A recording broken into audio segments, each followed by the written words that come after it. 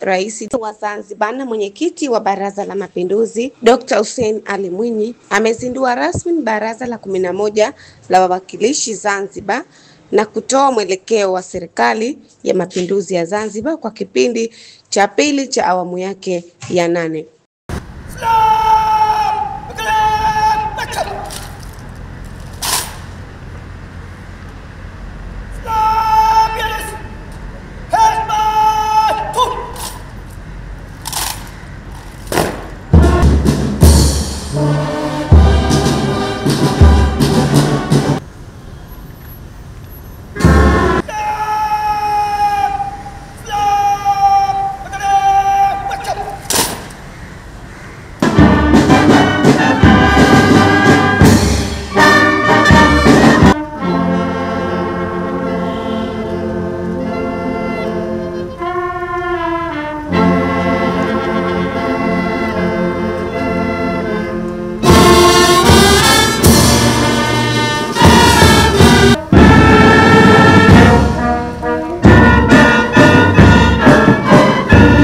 Akizungumza katika ukumbi wa Baraza la Wawakilishi Chukwani, wilaya ya Magharibi B, mkoa wa Mjini Magharibi, Rais Dr. Mwinyi amesema serikali itaendelea kutekeleza ilani ya CCM 2025 hadi 2030.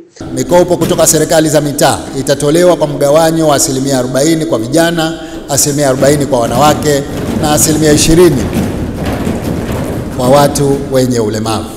Vile vile serikali itatoa mikopo kwa wajasiriamali wakubwa ili kuwawezesha kuwaajiri vijana.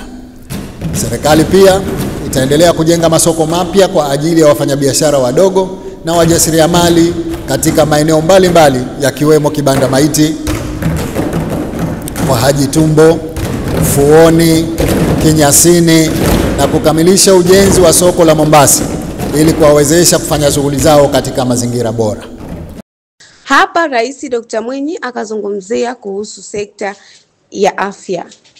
Mheshimiwa Spika, kuimarisha huduma za jamii ikiwemo afya, elimu na maji safi na salama ni miongoni mwa vipaumbele vya serikali kwa kuzingatia umuhimu wa huduma hizo kwa ustawi wa jamii.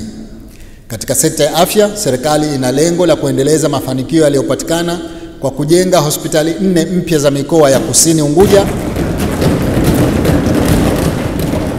Kaskazini Unguja, Kusini Pemba na Kaskazini Pemba. Kuimarisha upatikanaji wa dawa, vifaa tiba na vitendanishi, kuendelea na ukarabati wa hospitali ya Mnazi Mmoja, kujenga hospitali ya rufaa ya kufundishia ya kisasa Binguni, kuendeleza ujenzi wa hospitali ya wagonjwa wa akili Pemba na kuimarisha miundombinu ya upatikanaji wa huduma bora za afya ya msingi ikiwemo ujenzi na ukarabati wa vituo vya afya. Pia Rais Dr. Mwinyi akazungumzia kuhusu uchumi wa buluu. Mheshimiwa Spika, kwa kuzingatia kuwa ukuaji uchumi ni chachu ya kuleta maendeleo endelevu na ustawi wa wananchi, serikali katika kipindi hiki cha pili cha awamu ya 8 itahakikisha ukuaji wa uchumi unafungamana na uimara wa sekta za uzalishaji, kuwepo kwa fursa za uwekezaji, upatikanaji wa mitaji na ushirikishwaji wa sekta binafsi. Katika kufikia dhamira hiyo, serikali itaendelea kuimarisha hali ya uchumi kwa kuchukua hatua mbalimbali zikiwemo kuwajengea mazingira wezeshi wananchi wanaoishi kwa kipato cha chini ili kuwawezesha kujikimu kwa huduma za msingi. Pamoja na mambo mengine, serikali itachukua hatua za kudhibiti mfumuko wa bei kuwa chini ya 5% kwa mwaka, kuongeza ukuaji wa pato la taifa kutoka 7% hadi kufikia 10% kwa mwaka, kuzalisha fursa mpya za ajira 350,000 na kuongeza kipato cha mwananchi kutoka dola za Kimarekani 1241 sawa na shilingi milioni 3.2 hadi dola za Kimarekani 1880 sawa na shilingi milioni 4.8.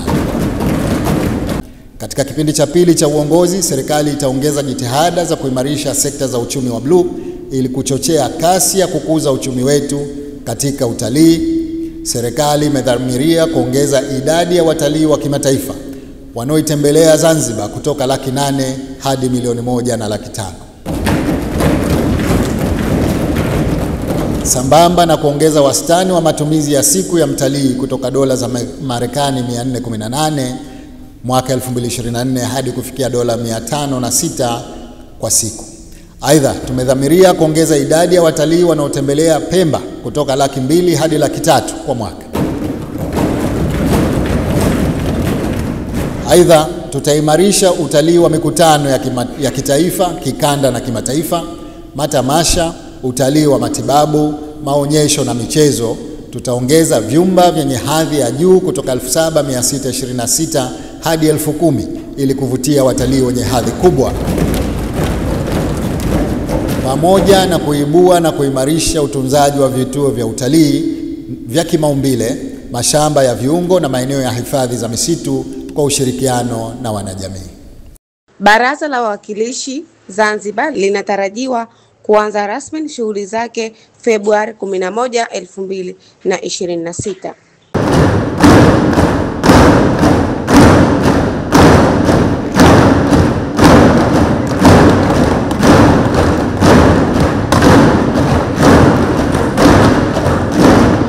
Hii ni Chum TV. Usisahau kusubscribe, kulike, kucomment na kushare. Mimi ni Subira Salu.